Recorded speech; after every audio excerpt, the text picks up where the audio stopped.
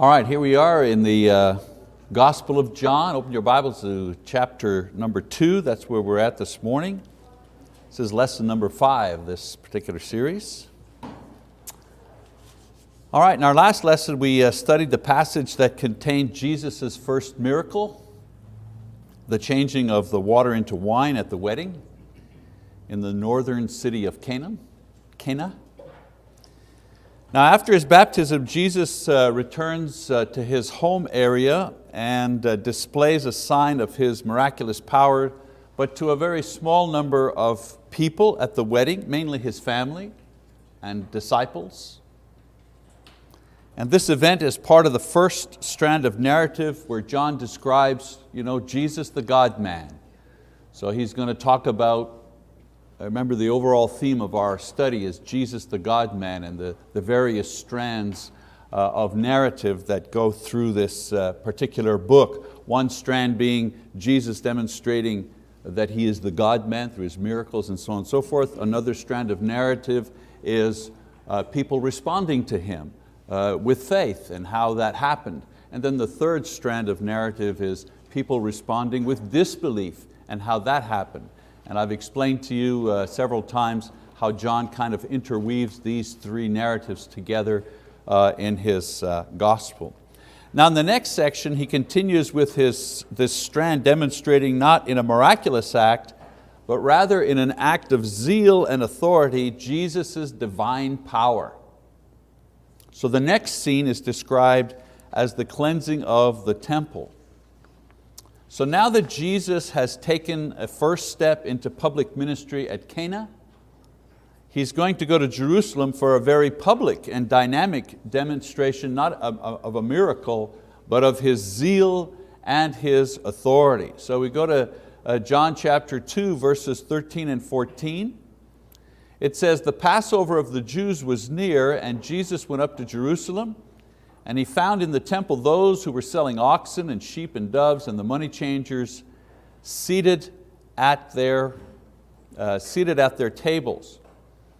So even though Jerusalem is south of Galilee, a person was said to go up to Jerusalem, which was the holy, no matter which direction you were, you always went up to Jerusalem. And so Jews from everywhere gathered in Jerusalem for the feast of the Passover. Now we know that the temple's center housed the Holy of Holies, where only the high priest could enter on a yearly basis. This building was segregated by a series of walls and courts which separated the priests from the people, the men from the women, and the Jews from the Gentiles. That was the reason for all of these various courts. And so the court of the Gentiles was symbolically the entrance court. It was the first court that you came to when you entered the temple area. And this is where all nations could gather and pray together to the God of all nations. It was the largest of the courts. It was separated from the courts where only the Jews could go, and then these were separated from the places where the priests could go. The porticos, when it talks about Solomon's portico, they were great colonnades. Jesus taught in this area. Many others gathered there for teaching. They didn't have classrooms. Because it became a meeting place for early Christians. The royal porch of Herod, which was the south side, where Jesus sat among the doctors of law. This is the area where Jesus was when they found Him when He was 12. Luke chapter 2, verse 46. These are renditions of it, obviously no pictures, but people from the scriptural descriptions have put together models to scale. Very interesting, I saw those when I was there in Jerusalem. The temple area, all of the temple area was considered holy, but it increased in holiness as you approach the center area where the Holy of Holies was situated. So you see there to the left and right of those buildings, that was the court of the Gentiles. And then there was a thing there, a wall, I'll show you in a minute, that allowed men to go in, or women, and then men, and so on and so forth. The gates, various gates. There were 8 entrances into the temple area, each with their own significance. This was the Pilgrim Gate. The Pilgrim Gate led to the court of the Gentiles, as I mentioned, for those visiting. Interesting, the Pilgrim Gates had a large pool of water where pilgrims washed before entering the temple area.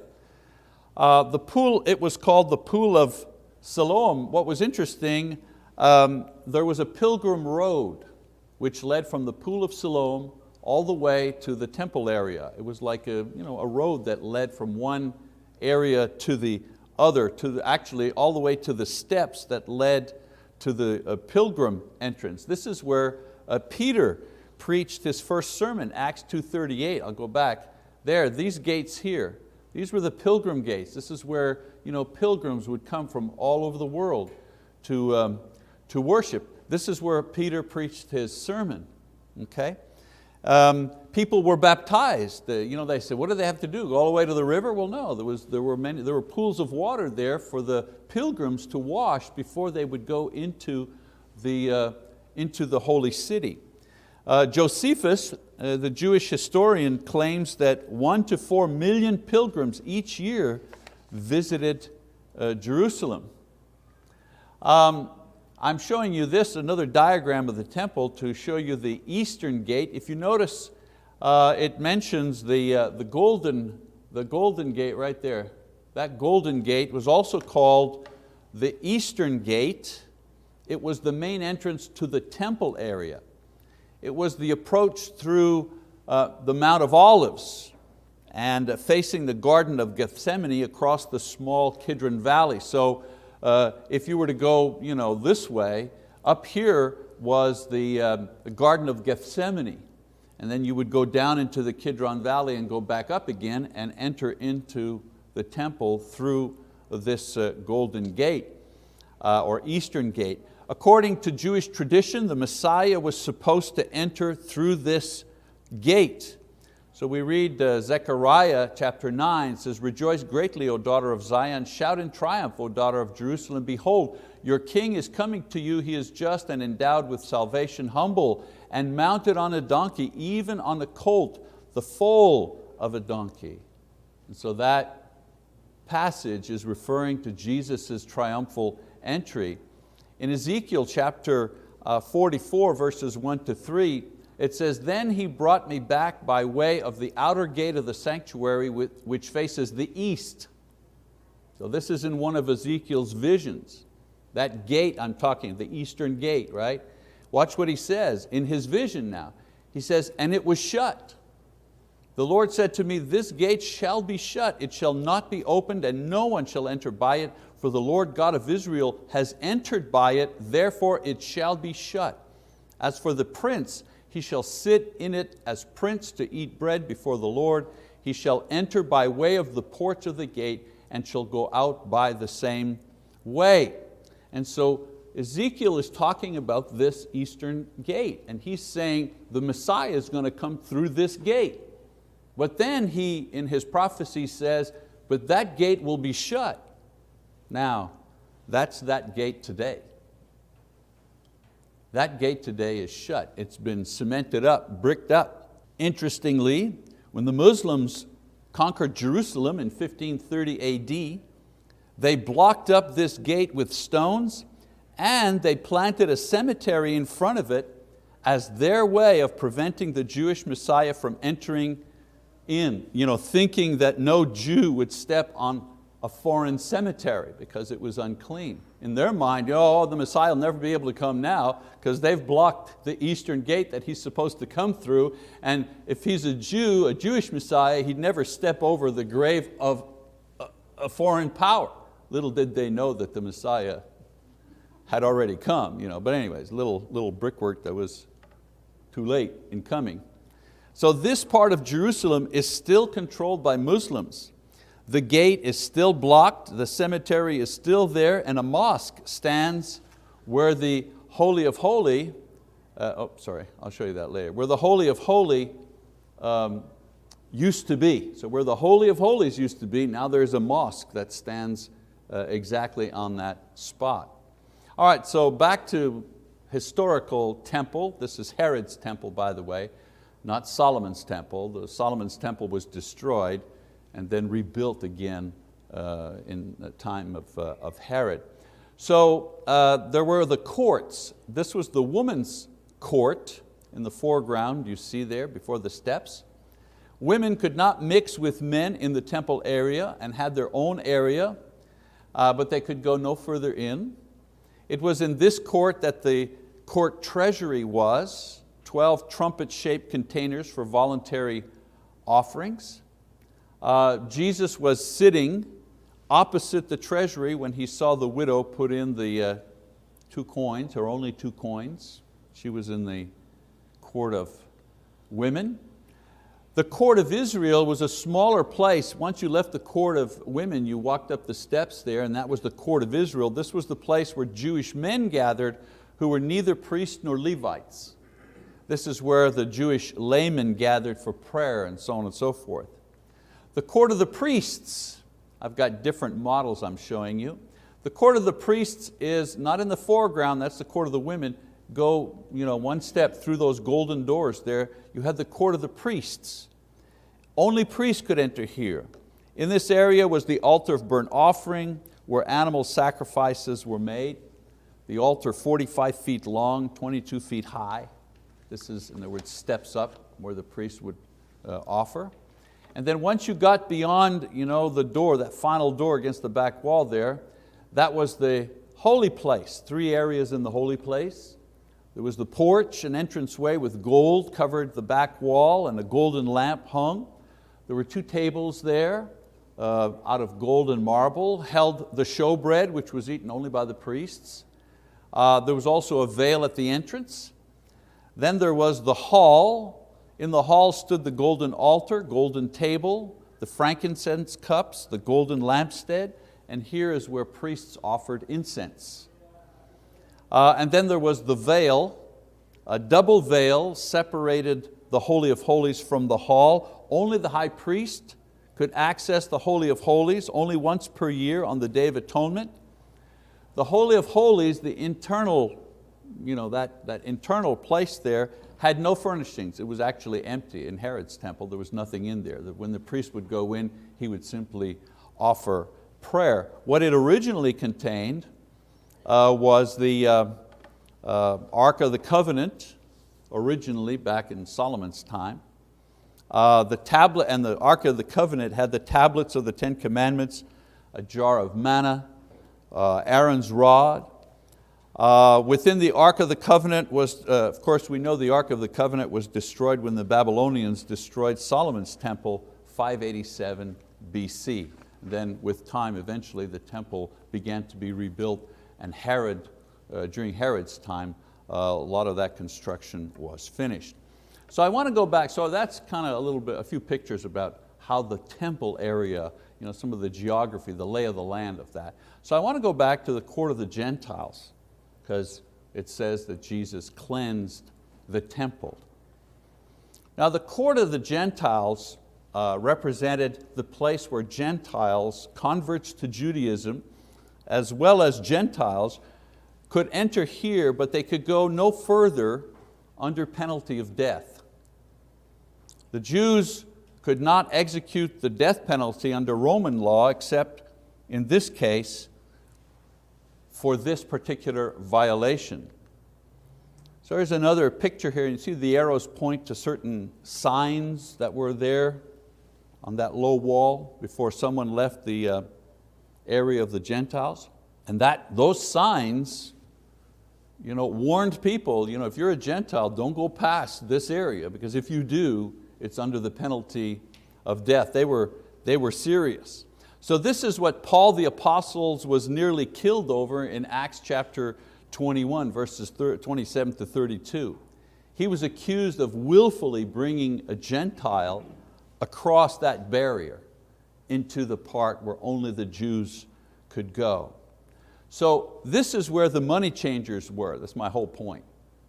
They were in this area. They were in the court of the Gentiles. They had set up shop, and Jesus came to run them out of there, and I'll explain some of the background of that, why. Just to finish off a little bit of the description of the temple area, there was also a place called the Antonia Fortress. That's like a garrison where the Roman soldiers were as part of the temple complex. It was named after Herod's friend, Mark Antony. Housed a garrison of about 600 soldiers, 600 Roman soldiers. And there was an underground passageway that connected the garrison to the court of the Gentiles. So they didn't have to run through any of the other areas. They could go underground and come up in the court of the Gentiles, because if there's going to be trouble, that usually was the spot where it would be. So the Romans had abolished the role of king in Israel and allowed the high priest to continue by appointment and approval of Roman leadership. As a matter of fact, I think I mentioned this before, the high priesthood was often sold. Different families were competing and it was sold. Rome would sell it because it was a quasi-political leadership role. And the way that they did this was very interesting. The Romans kept the robes of the high priest under lock and key. The robes were not under Jewish control, they were under Roman control. And they were permitted usage only on special holidays. And so even though Rome permitted the appointment of a high priest, they controlled just how much visibility that high priest would have, because obviously the high priest couldn't appear in public without the special clothing. So that's how they controlled his PR push. So the temple tax was collected before Passover from everyone 20 years and over, and those coming from afar had to have money exchanged into shekels, and also they had to purchase animals for sacrifice during the Passover. If you're coming from 200 miles away, you're not going to bring a couple of sheep with you, and you had money and you had currency from your own country. And so it's like today, you land at the airport in Germany or something, you go to the money exchange place and you change your American dollars for whatever they're, euro, I guess the euro now. You know what I'm saying? So same idea, they come from afar, they need to buy animals, they need to exchange their money, so on and so forth. Well, the money changers, the animal sellers, so on and so forth, took up space in the court of the Gentiles.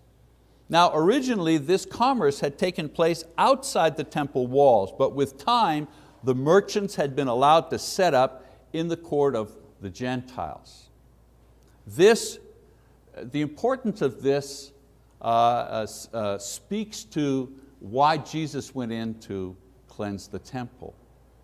By allowing the merchants to come into the court of the Gentiles, this rendered the area designated for the Gentiles unclean, and therefore useless as a place of worship for them. It's the only place in the temple area that Gentile converts and Gentiles could come to worship God. Only place they were allowed to go. And by bringing in animals and money changers, they defiled that area and rendered their prayers, in their own mind anyways, useless. So even though it was the court of the Gentiles, it was still part of the temple. And defiling that place defiled all of it, not to mention the hypocrisy and the prejudice that this represented. The money changers paid a portion of their profits to the priests in order to secure their position within the temple walls, within the area of the temple. So it was a money thing. Could you imagine, although we don't consider our auditorium, quote, a holy place, but could you imagine if we set up a flea market in there during services, out in the back? I mean, people, we even discourage, kids selling chocolate for school and that. We kind of tell them, how about wait until after services? Maybe do that out in the foyer. We don't like the idea of commerce taking place exactly in the place where we offer our worship to God. So for them, it was even worse in that context. So there's a little bit of background about the temple and its area and some of the reasons why Jesus did what He did. In John chapter 2 verse 15 it says, and He made a scourge of cords, drove them all out of the temple. So when He's saying the temple, He's not talking about the Holy of Holies. For the Jews, everything was the temple, even the court of the Gentiles. Okay? So He drove them all out of the temple with the sheep and the oxen, and He poured out the coins of the money changers and overturned their tables. And to those who were selling the doves, He said, take these things away, stop making my Father's house a place of business. His disciples remembered that it was written, zeal for your house will consume me. So Jesus forces these merchants and their goods out. People often see Jesus as the friend of children, the suffering Savior, but in this scene we see Him demonstrating not only His righteous anger in defending what is proper, but also we see His physical power. He was angry, and they didn't want to mess with Him. He was taking them out. No one stood in His way. So here He is, 30 years old, with a couple of decades working as a carpenter, a stonemason. That meant He was no physical weakling. A lot of scholars, they're not in agreement with the idea that He was a carpenter, like a wood carpenter, because there wasn't that much wood in that area. A lot of things were made out of stone. I thought maybe he was a mason, a stonemason. Anyways, they quibble over those type of things. Jesus was not afraid of removing those elements that was spoiling the purity of the temple. So in this scene we see Jesus show His humanity. Remember, one strand of the narrative is Jesus the God-man. So here the emphasis is on man, the man side of God-man. So we see Him show His humanity as His religious zeal moved Him to a righteous indignation and anger towards those who were in the wrong. And this was a very human reaction to injustice, right? We see that even as parents. The older child takes advantage of the younger child. I remember at Halloween, the kids would go out and get candy and money. And I remember one scene where our eldest was negotiating with our youngest, and he was saying, now you don't want those little tiny dimes, you want these big nickels. You see, they're a lot bigger than the dimes. So if you give me all your dimes, I'll give you all these precious nickels. And I overheard that, and I was indignant at the injustice that was taking place between our two sons. So being indignant is a human reaction that we have to injustice. And a lot of times we need that emotion to move us to some sort of action, don't we?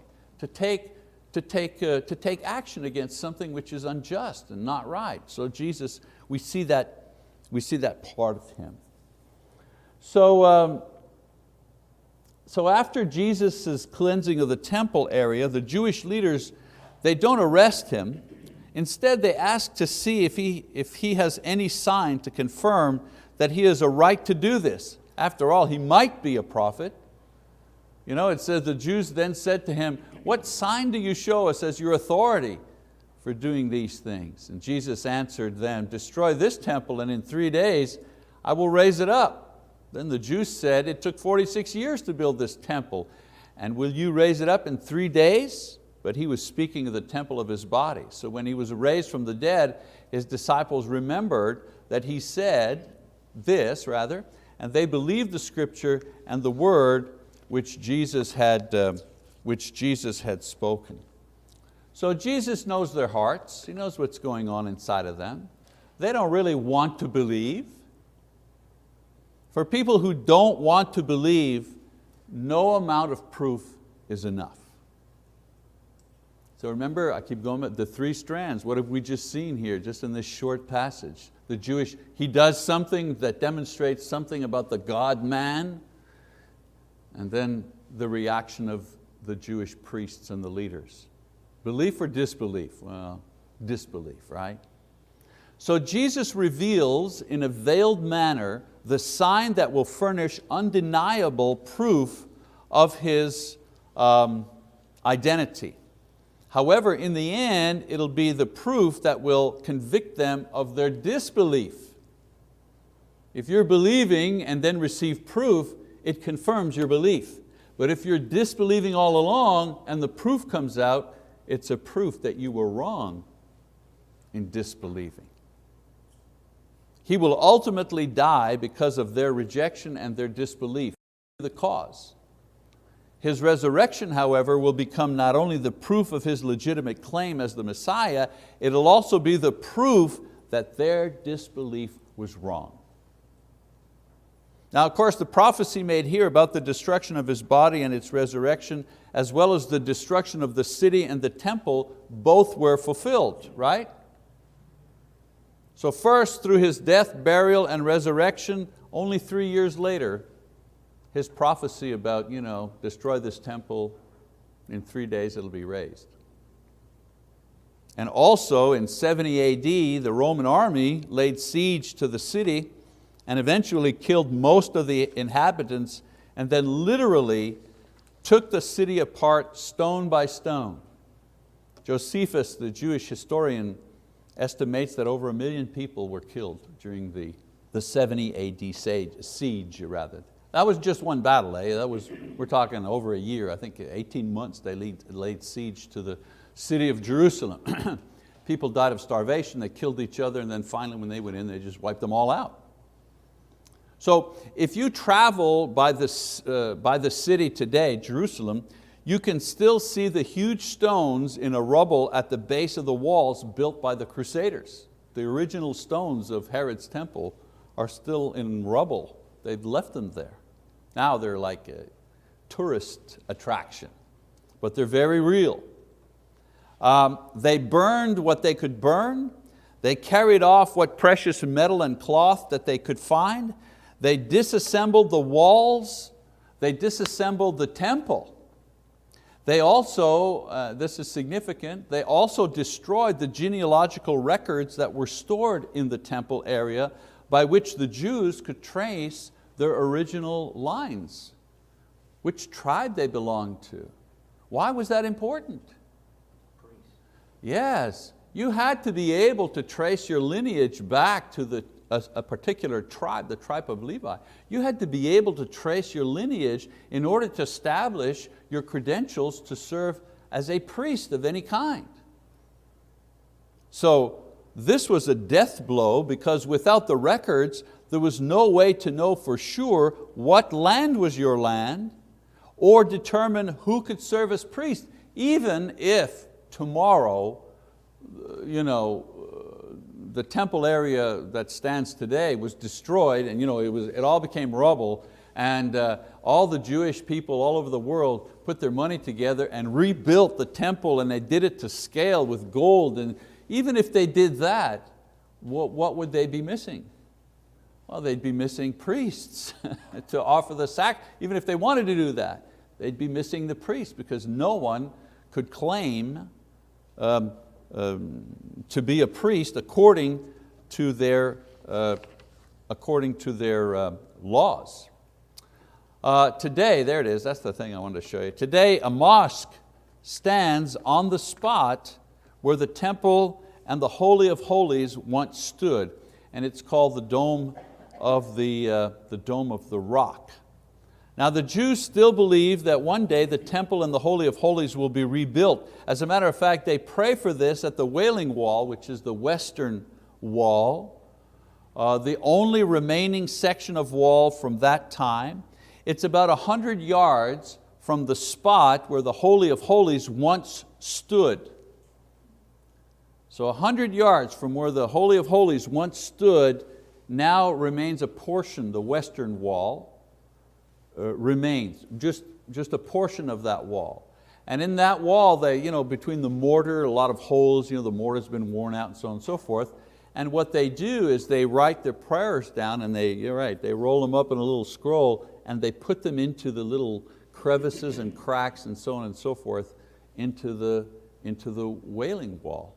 And of course they have a crew that comes in after a while and takes those out and makes room for new. Just like in the Catholic Church, you light a candle for your prayer, so on and so forth. Well, at night somebody comes along and blows all those candles out, puts in new candles, otherwise they would exhaust the supply. Same idea. I remember when I was there many years ago, I asked our guide, Ibrahim, I said, so what tribe are you from? And he says, oh, I'm from the tribe of Judah. I said, really? How do you know? He said, oh, oral tradition. Oh, okay. I said, I'm from the tribe of Judah too. How do you know? Oral tradition. I mean, your word's as good as mine. So in John chapter 2, 23 to 25, John writes, now when he was in Jerusalem at the Passover during the feast, many believed in his name, observing his signs which he was doing. Whoops, there's that other strand, right? Some disbelieved, the priests, some believed. But Jesus on his part was not entrusting himself to them, for he knew all men. And because he did not need anyone to testify concerning man, for he himself knew what was in man. So John mentions, but does not describe the miracles that Jesus does during this time. So he did miracles, we don't know which ones they are. Now a lot of people believe because of the miracles, but they were not ready to receive his teaching. They were convinced that he was special, but Jesus did not want them, he didn't want to become their leader, because he knew that their hearts were not yet turned to God and ready to accept what he was sent to do. Because we see, 1 minute they're believing, next minute they're ready to kill him, they're ready to condemn him. I want you to note that 2 strands are evident here. Jesus, 3 strands, all of them, just in what we've done today. Jesus demonstrating his God-man person, the man part especially, zealous, fulfilling Scripture. He shows his God-man, the God side. It says he did many miracles. We see the strand of disbelief. The priests question him, basically saying, who do you think you are? What authority do you have to do that? Imagine witnessing a miracle and then saying to him, who do you think you are? I mean, how strong is that kind of disbelief? And then we see also the belief side, where many were beginning to believe in him. All right, well, we'll stop there for this week. We start a brand new section next time. We won't have time to do that this time. So we'll stop right here for this particular lesson.